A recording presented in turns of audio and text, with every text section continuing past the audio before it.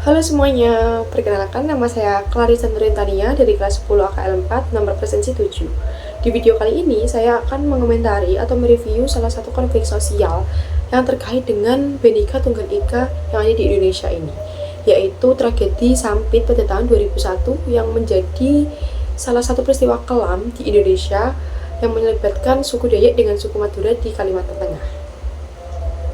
Inilah tragedi Sampit tahun 2001, tragedi perang dua suku paling mengerikan yang pernah pecah di Indonesia. Bahkan saking mengerikannya, seluruh wilayah Indonesia sampai dibuat jadi mencekam akibat tragedi ini. Beredar cerita mengenai kejadian-kejadian di luar nalar saat suku Dayak mengamuk dan berperang melawan orang-orang Madura.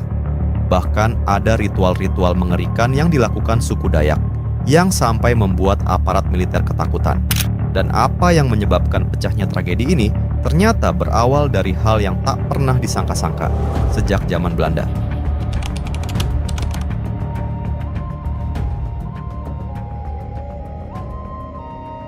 Pada tahun 1930-an, di zaman penjajahan Belanda, warga dari suku Madura pertama kali menginjakkan kaki di Kalimantan. Program itu dijalankan pemerintah Belanda untuk pemerataan jumlah penduduk di seluruh wilayah Indonesia yang dijajah. Awalnya jumlah warga Madura yang ada di Kalimantan terbilang sedikit, sehingga semuanya berjalan aman-aman saja. Orang-orang asli Kalimantan, terutama dari suku Dayak, dikenal dengan keramahannya terhadap para pendatang.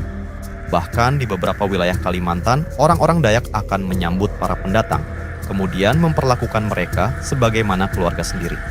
Kebiasaan suku Dayak tersebut bahkan masih bertahan sampai saat ini. Menyambut, melayani, dan merangkul para pendatang yang menginjakan kaki di tanah leluhur mereka. Namun masalah perlahan-lahan mulai muncul ketika jumlah populasi orang-orang Madura di Kalimantan semakin bertambah. Sekitar tahun 90-an, populasi suku Madura sudah mencapai 21% di wilayah Kalimantan Tengah. Dari sinilah benturan-benturan antara pendatang dan penduduk asli mulai terjadi. Suku Dayak sebagai penduduk asli memiliki gaya hidup yang selaras dengan alam, cenderung sopan dan selalu mengalah. Serta dalam bekerja, mereka juga tidak arogan dalam bersaing. Bahkan banyak di antara sesama suku Dayak yang memiliki mata pencaharian atau bisnis yang sama, namun justru saling membantu dan mendukung satu sama lain. Pada dasarnya, suku Dayak yang hidup selaras dengan alam lebih mengutamakan kehidupan yang damai dan tenang di atas segalanya. Hal ini sangat kontras dengan orang-orang Madura. Mereka berasal dari daerah tandus dan pesisir, sehingga pembawaan mereka agak keras dan tegas, baik dalam berbicara dan bersikap. Namun, di sisi lain, mereka adalah pekerja yang ulet dan tangguh. Mereka juga sangat mudah beradaptasi dalam berbagai pekerjaan. Karena kepribadian inilah, perlahan-lahan suku Madura mulai mendominasi. Dari segi ekonomi, banyak dari orang Madura yang menjadi pengusaha sukses di Kalimantan Tengah. Mereka mendirikan hotel, warung, dan pangkalan ojek di mana-mana. Bahkan pasar-pasar tradisional cenderung dikuasai orang-orang Madura. Demikian juga dari segi politik. Karena memiliki perekonomian yang lebih maju, orang-orang Madura bisa membentuk komunitas yang lebih kuat. Mereka membangun masjid dan pesantren di mana-mana. Beberapa orang Madura berhasil menduduki jabatan-jabatan penting, seperti guru, polisi, bahkan anggota DPRD. Rupanya dominasi orang-orang Madura inilah yang perlahan-lahan memicu pergesekan, terutama di kelas bawah hingga menengah. Warga asli Kalimantan mulai tertekan dengan dominasi suku Madura. Mereka melihat orang-orang Madura sebagai kelompok yang suka menyerobot, tamak, dan cenderung arogan dalam persaingan bisnis. Apalagi muncul beberapa cerita bahwa orang-orang Madura suka melakukan kekerasan untuk menguasai pasar. Namun tentu saja, tidak semua orang Madura melakukan hal tersebut.